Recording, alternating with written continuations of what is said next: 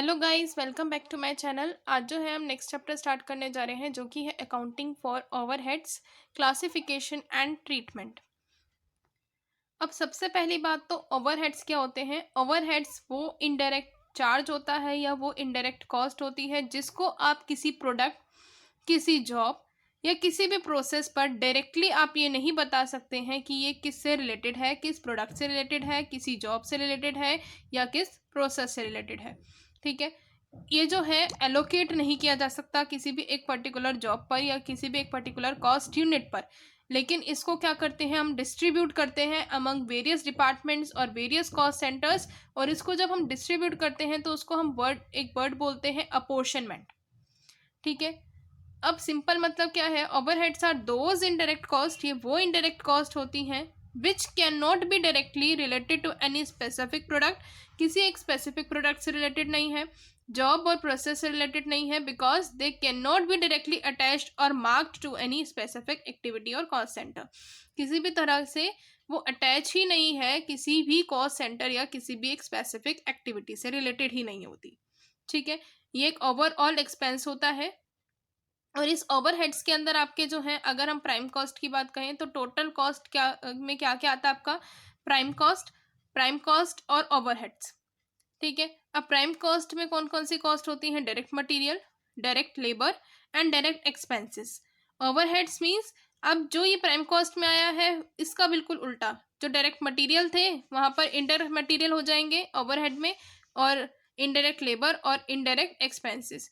जो expenses over या above the head of prime cost incurred किए जाते हैं, यानी कि प्राइम कॉस्ट से बाहर कोई भी अगर एक्सपेंसेस इनकर्ड कर रहे हैं तो उनको हम ओवरहेड एक्सपेंसेस कहेंगे। A major portion of total cost, जो मेजर पोर्शन होता है टोटल कॉस्ट का वो ओवरहेड से बिलोंग करता है। तो इनको कंट्रोल करने के लिए नेसेसरी अकाउंट्स और ओवरहेड को कंट्रोल करने के लिए नेसेसरी कुछ जो है आपको टूल्स यूज़ करने पड़ते हैं, या आप कह सकते हैं इनके जो है अलग एक अकाउंटिंग होती है, इसमें पूरे के पूरे ओवरहेड्स रिकॉर्ड होते हैं और उनको कंट्रोल करने के लिए जो है वेरियस डिसीजंस वगैरह लिए जाते हैं। अब यहाँ पर जो है जो भी मैटर ओवरहेड से रिलेटेड है उनको दो पार्ट्स में क्लासिफाई किया गया है। पहला है classification, codification and collection of overheads, और allocation, apportionment and absorption of overheads. अब क्लासिफिकेशन ऑफ ओवरहेड्स में क्या है कि ओवरहेड्स जो हैं क्लासिफाई होते हैं एलिमेंट्स में, फंक्शंस में, बिहेवियर के रूप में और कंट्रोलेबिलिटी के फॉर्म में। सबसे पहले हम एलिमेंट वाइज क्लासिफिकेशन पढ़ेंगे। अब एलिमेंट वाइज क्लासिफिकेशन में आपको क्या क्या मिल जाता है, एक मिलता है आपको इनडायरेक्ट मटेरियल कॉस्ट, दूसरा इनडायरेक्ट लेबर कॉस्ट और तीसरा indirect expenses. Indirect material cost यानी ऐसा कोई भी मटेरियल जो कि आपके मैन्युफैक्चरिंग प्रोसेस के अंदर यूज हो रहा है, लेकिन वो जो है फिनिश प्रोडक्ट को बनाने के लिए आप उसको एक पर्टिकुलर ट्रेस नहीं कर सकते, आप नहीं बता सकते ये किस चीज़ पर या किस एक प्रोडक्ट पर लगाया गया होगा। इसकी जो कॉस्ट है वो एलोकेट नहीं की जा सकती, लेकिन इसकी कॉस्ट को हम क्या करते हैं, अपोर्शन करते हैं और एब्जॉर्ब किए जाते हैं इसकी cost by another cost centres. जितने भी कॉस्ट सेंटर्स हैं उनके बीच में इनको अपोर्शन किया जाएगा और वो कॉस्ट सेंटर्स के बीच में एब्जॉर्ब भी किए जाएंगे। अब यहाँ पर कुछ एग्जांपल्स हैं, लाइक लुब्रिकेटिंग ऑयल, जो आपकी मशीन्स में ऑयल डलता है, आप ये नहीं बता सकते कि वो किस जो है पर्टिकुलर प्रोडक्ट से रिलेटेड है। ठीक है, लूज टूल्स, कॉटन वेस्ट, ये सारे के सारे एग्जांपल्स हैं इनडायरेक्ट मटेरियल कॉस्ट के। फिर है indirect labour cost. Indirect labour cost में जो आपकी कॉस्ट आती है, आपके वेजेस और सैलरीज जो आप पे करते हैं, जिसको आप किसी भी एक पर्टिकुलर कॉस्ट सेंटर या कॉस्ट यूनिट पर एलोकेट नहीं करते हैं, लेकिन उसको अपोर्शन और एब्जॉर्ब किया जाता है कॉस्ट सेंटर और कॉस्ट यूनिट के द्वारा। अब यहाँ पर जैसे इसके एग्जांपल्स क्या हो गए लेबर कॉस्ट के, अगर आपने किसी फॉरमैन को सैलरी दी है, किसी सुपरवाइजर को दी है, अब मान लो कि 4 डिपार्टमेंट हैं, ए बी सी डी। अब इसको सुपरवाइज करने के लिए सुपरवाइजर रखा गया। अब इस सुपरवाइजर को जो है सैलरी प्रोवाइड की गई। अब ये जो सैलरी दी जा रही है सुपरवाइजर्स को, अब इसमें मान लो कि सुपरवाइजर की जो सैलरी है वो है 20,000 रुपीज़ की। ठीक है, अब इसको तो हम ये नहीं बोल सकते कि ए के जो ए डिपार्टमेंट है उसमें हम इसको पूरा का पूरा एलोकेट कर दें, ए डिपार्टमेंट में चार्ज कर दें, तो वो नहीं हो सकता क्योंकि चारों डिपार्टमेंट के लिए सुपरवाइजर रखा गया था। तो इसकी जो अपॉर्शनमेंट होगी, यानी इसको जो है डिस्ट्रीब्यूट किया जाएगा, एक सिमिलर रेशियो में डिस्ट्रीब्यूट कर देंगे। इसका 5000, इसका 5000, इसका 5, इसका 5, मान लो ऐसे कर दिया, ठीक है। बाकी अपॉर्शनमेंट के अलग अलग मेथड्स हैं, बट यहाँ पर मैं अभी आपको सिंपल बता रही हूँ कि हमने 5000 5000 ऐसे हमने इसको क्या कर दिया, डिस्ट्रीब्यूट कर दिया, यानी किसी एक पर्टिकुलर डिपार्टमेंट के ऊपर इसको चार्ज नहीं किया जा सकता। तो इन्हीं को हम ओवरहेड बोलते हैं, ठीक है। फिर है आपका इनडायरेक्ट एक्सपेंसेस। जो भी इनडायरेक्ट एक्सपेंसेस होते हैं उनको भी आप एलोकेट नहीं करते हैं, बट कि क्या करते हैं, अपोर्शन और एब्जॉर्ब किए जाते हैं कॉस्ट सेंटर और कॉस्ट यूनिट के द्वारा। अब इसके एग्जांपल्स आपके हो गए factory rent, lightning, heating, depreciation, insurance, ये सारे के सारे इसके एग्जांपल्स हैं। फिर नेक्स्ट आता है function wise classification. Function wise classification में सबसे पहला आता है वर्क्स और फैक्ट्री ओवरहेड। इसको जो है हम प्रोडक्शन ओवरहेड और मैन्युफैक्चरिंग ओवरहेड भी बोलते हैं, ठीक है।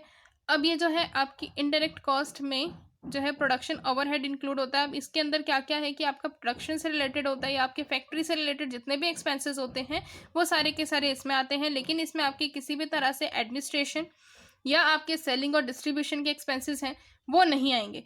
फैक्ट्री से रिलेटेड एक्सपेंस मीन्स जहाँ पर आपका मटेरियल स्टार्ट हुआ है फिनिश गुड में प्रोड्यूस होने के लिए, यानी फिनिश गुड में बनने के लिए, तो वहाँ तक की जितनी भी स्टेजेस होंगी उस स्टेजेस पर जो खर्चा हुआ होगा उसको हम फैक्ट्री ओवरहेड के अंदर इंक्लूड करते हैं, ठीक है। अब इसके कुछ एग्जांपल्स हैं, क्या क्या आइटम्स जो हैं वो फैक्ट्री ओवरहेड या वर्क कॉस्ट के अंदर आती हैं या वर्क ओवरहेड के अंदर आते हैं। तो पहला है rent, municipal taxes, depreciation, insurance, factory land and building. ये बात ध्यान में रखनी है कि यहाँ पर जो भी फैक्ट्री के ओवरहेड एक्सपेंसेस होंगे वो फैक्ट्री से रिलेटेड होंगे, ठीक है। अगर डेप्रिसिएशन भी लग रहा है तो वो भी फैक्ट्री के प्लांट मशीन पर लग रहा होगा। अगर यहाँ पर ऑफिस लिखा है तो वो ऑफिस एंड एडमिनिस्ट्रेशन ओवरहेड के अंदर आ जाएंगे, ठीक है। उसके बाद है फ्यूल पावर और आपका स्टोर कीपिंग एक्सपेंसेस, रिपेयर्स हैं बिल्डिंग प्लांट मशीन्स और इक्विपमेंट के, फैक्ट्री बिल्डिंग वाले के, ठीक है, फैक्ट्री प्लांट, फैक्ट्री मशीन्स और factory equipments. Salary of foreman, time keepers, work managers, ये सब कुछ कहाँ आएगा आपका फैक्ट्री ओवरहेड के अंदर। उसके बाद है ऑफिस एंड एडमिनिस्ट्रेशन ओवरहेड। अब ऑफिस और एडमिनिस्ट्रेशन ओवरहेड में क्या होता है, जो भी आपके बिजनेस मैनेजमेंट से रिलेटेड या बिजनेस एडमिनिस्ट्रेशन से रिलेटेड जो भी खर्चे होते हैं वो सारे किस में आते हैं, एडमिनिस्ट्रेशन ओवरहेड के अंदर। यानी बिजनेस मैनेजमेंट से रिलेटेड कौन से खर्चे हो जाएंगे, अगर आपने किसी तरह की कोई भी पॉलिसी जो है फॉर्मुलेट की है, उसको इम्प्लीमेंट कर रहे हैं अपने ऑर्गेनाइजेशन के गोल्स को अचीव करने के लिए, तो वो सारे के सारे एक्सपेंसेस आपके ऑफिस एंड एडमिनिस्ट्रेटिव ओवरहेड में आएंगे। अब इसके आइटम्स कौन कौन से हैं, आपके ऑफिस सैलरीज हैं, अकाउंट ऑफिस एक्सपेंसेस हैं, ऑडिट फीस है, postage, stationery, telephone, email and fax, आपके लीगल एक्सपेंसेस हैं, जनरल एडमिनिस्ट्रेशन एक्सपेंसेस हैं, ये सारे के सारे किस में आ जाएंगे, आपके ऑफिस एंड एडमिनिस्ट्रेशन ओवरहेड के अंदर। फिर है सेलिंग ओवरहेड। अब सेलिंग ओवरहेड में क्या होता है कि जो भी आपके सेलिंग से रिलेटेड जितने भी खर्चे होंगे, आप अपने प्रोडक्ट को सेल कर रहे हैं, अपनी सर्विसेज को रेंडर कर रहे हैं, उससे रिलेटेड जितने भी खर्चे होते हैं वो सारे आपके सेलिंग ओवरहेड में आएंगे। अब वो कौन कौन से आपके एडवर्टीजमेंट, आप इसमें भी नहीं बता सकते कि किस एक प्रोडक्ट पर लगाई जाए ये cost. General market research and analysis, sales incentive, sale office expenses, postage, telephone, stationery, sale of salary of sales manager, warranty claims, window dressing expenses, expenses of after sale services, ये सारे किस में आ जाएंगे, आपके सेलिंग ओवरहेड्स के अंदर। Distribution overhead. अब आपने जो गुड्स हैं अगर आप अपने कस्टमर को डिस्ट्रीब्यूट कराते हैं यानी उसके पास डिलीवर कराते हैं, उस टाइम पर जो भी खर्चे होंगे वो सारे आपके डिस्ट्रीब्यूशन ओवरहेड में आएंगे। अब आपने मटेरियल को पैक करा और फिर कस्टमर को पहुंचा रहे हैं तो ये भी आपका क्या है, डिस्ट्रीब्यूशन ओवरहेड। अब आपने जो है अपने जो आपकी डिलीवरी वैन्स हैं उनकी मेंटेनेंस रखी है, रिपेयर करा रहे हैं या कोई डेप्रिसिएशन लग रहा है आपकी डिलीवरी वैन्स के ऊपर, तो वो वाली सारे एक्सपेंसेस कहाँ आ जाएंगे, डिस्ट्रीब्यूशन ओवरहेड में। कोई वेस्टेज है फिनिश गुड की वो सब आ जाएगी, वेयर हाउस के जितने भी एक्सपेंस होंगे, ठीक है। Classification according to behaviour. Behaviour के अकॉर्डिंग कितने पार्ट्स में क्लासीफाई किया गया है, फिक्स्ड ओवरहेड्स, वेरिएबल ओवरहेड्स और सेमी वेरिएबल ओवरहेड्स, ठीक है।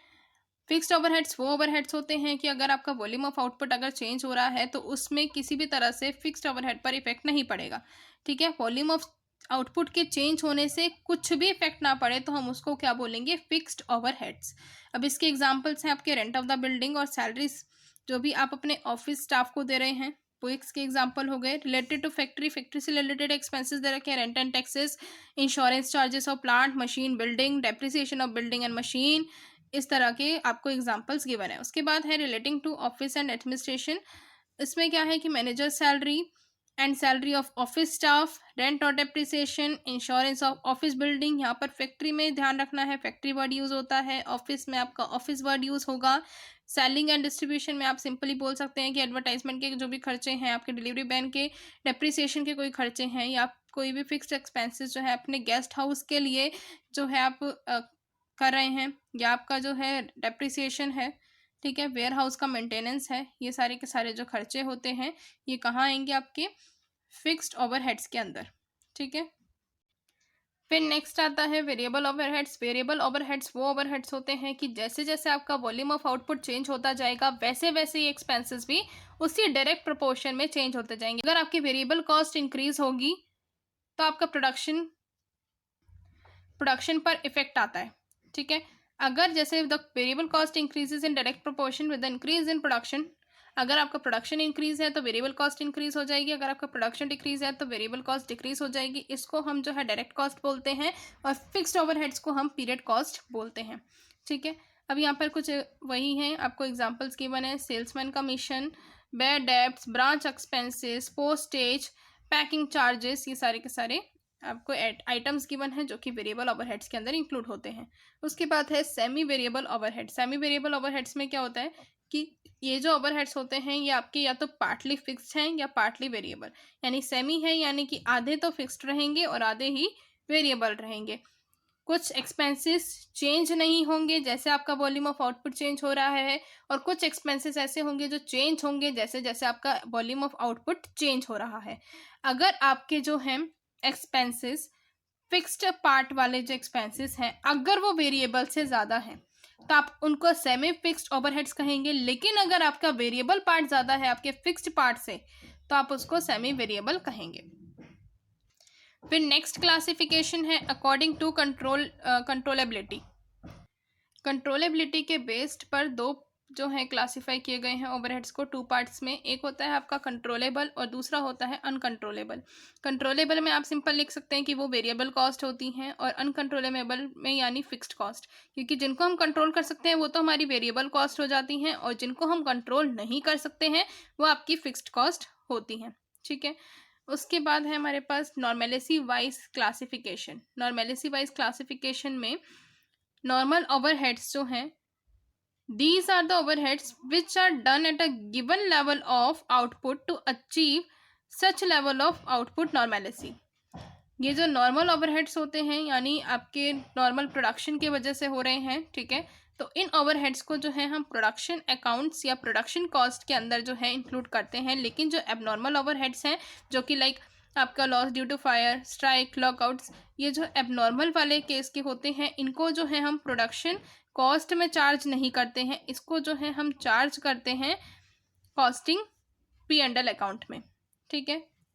उसके बाद है कोडिफिकेशन ऑफ ओवरहेड्स। कोडिफिकेशन का मतलब होता है जब भी हम जितने भी अपने ओवरहेड्स हैं उनको कलेक्ट कर लेते हैं तो इनको जो है हम डिफरेंट एप्रोप्रिएट में क्लासीफाई करते हैं, ठीक है। और जो भी सिमिलर नेचर के ओवरहेड्स होंगे उनको एक ग्रुप में रखा जाएगा, और ये जो काम किया जाता है सिमिलर नेचर के जो भी ओवरहेड्स होते हैं उनको एक ग्रुप में रखने का वो कोडिफिकेशन मेथड कहलाता है, ठीक है। इस मेथड के अंदर क्या होता है कि हम उनको जो है कुछ सिंबल्स दे देते हैं, लाइक अल्फ़ाबेट मेथड से रिलेटेड सिंबल दे देते हैं या न्यूमेरिकल मेथड में दे देते हैं, या अल्फ़ाबेट और न्यूमेरिकल दोनों, ठीक है, इनको सिंबल दे दिए जाते हैं। और इसका मेन ऑब्जेक्टिव ये होता है कि जो ओवरहेड्स हैं उनको ढंग से कलेक्ट किया जाए और उनको क्लासीफाई किया जाए कि वो किस नेचर के हैं। जो आपका कोडिफिकेशन होता है उसमें स्टैंडिंग ऑर्डर नंबर्स और कॉस्ट अकाउंटिंग नंबर्स का यूज़ किया जाता है। अब स्टैंडिंग ऑर्डर नंबर्स कौन से होते हैं? Provided to items of overheads of production. जो भी प्रोडक्शन से रिलेटेड आइटम्स होंगे उनको हम स्टैंडिंग ऑर्डर नंबर देते हैं, और कॉस्ट अकाउंटिंग नंबर उनको देते हैं जो ऑफिस और एडमिनिस्ट्रेशन से रिलेटेड एक्सपेंस या आपके कह सकते हैं ओवरहेड्स जो होंगे उनको हम कॉस्ट अकाउंटिंग नंबर देंगे, ठीक है।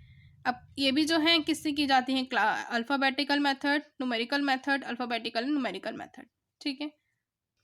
फिर है कलेक्शन ऑफ ओवरहेड्स। ओवरहेड्स को कलेक्ट करने के लिए बहुत सारे वेरियस जो हैं सोर्सेज होते हैं और उन सोर्सेज से इनको कलेक्ट किया जाता है और एक अकाउंट से इसका प्रिपेयर किया जाता है। तो अब कहाँ कहाँ से कलेक्ट किए जाते हैं, कौन कौन से सोर्सेज से, परचेज जर्नल एंड इनवॉइसेस, इससे जो है इन्फॉर्मेशन मिलती है हमें। इंडायरेक्ट मटेरियल और स्टोर कितना आपने परचेज किया हुआ है स्टोर में, उन सब की इन्फॉर्मेशन यहाँ से मिलेगी।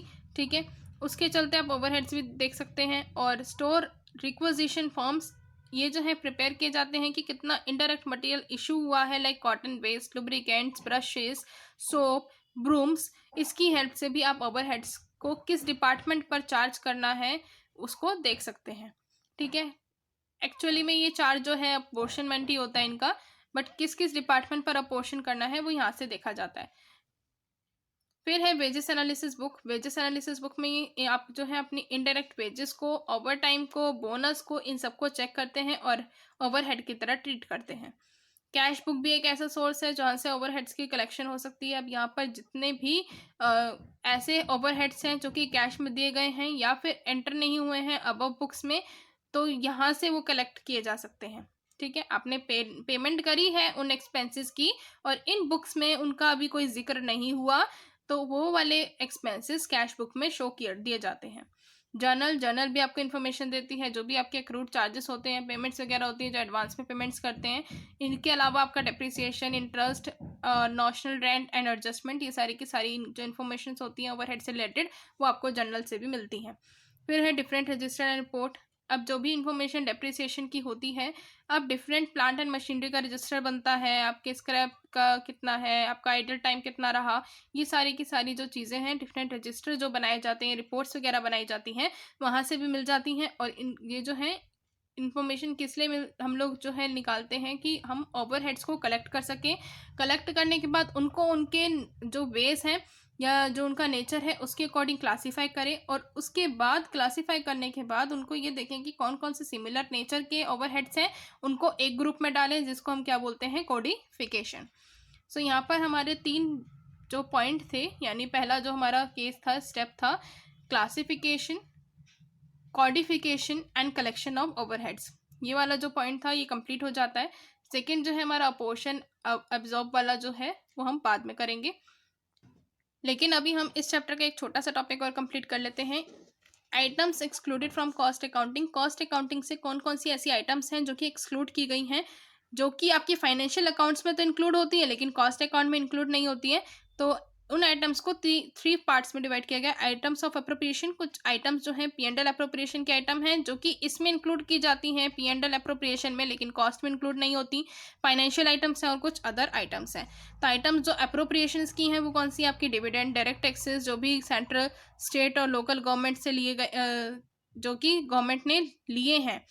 ठीक है, इनकम टैक्स, GST वगैरह ये हो गए। अमाउंट्स ट्रांसफ़र किया है रिजर्व फंड के अंदर, कोई डोनेशन या गिफ्ट वगैरह दी है, including political donations, preliminary expenses दिए हैं, या bonus to employees based on profits, ये सारे आइटम्स होते हैं अप्रोप्रिएशन के। इनको अप्रोप्रिएशन में इंक्लूड किया जाता है लेकिन कॉस्ट अकाउंट में इंक्लूड नहीं किया जाता।